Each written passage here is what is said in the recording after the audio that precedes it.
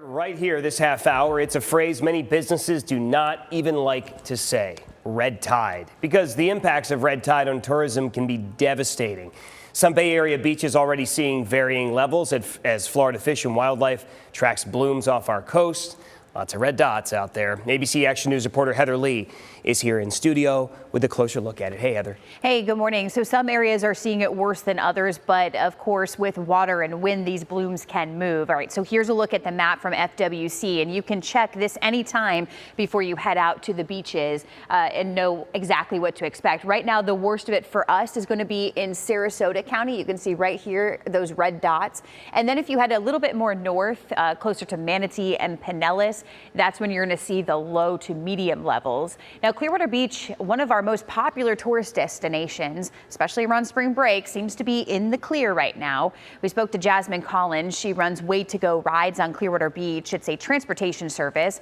She says they call it the R word because they don't even like to speak it out loud. They do not want red tide coming to Clearwater Beach, partly because of how devastating it can be to business and tourism. If we were to experience red tide, it could cause issues on the beach with people having breathing problems or things like that. So it does directly affect us because we are a transportation company. So we have people booking airports and transportation locally as well. So it definitely could hurt our business. But again, positive vibes only.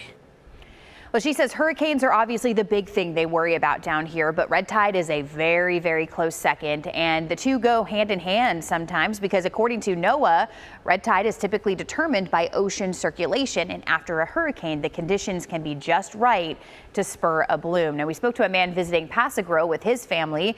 He said they could feel a burn in their throat, but that was better here than it was in Siesta Key, which is where they came from. He says it was so bad they had to turn around and leave before they even made it to the water. Again, the best thing you can do is follow this FWC map so you can figure out which areas are worse than others before you arrive at the beach. And we have a link to it posted on abcactionnews.com.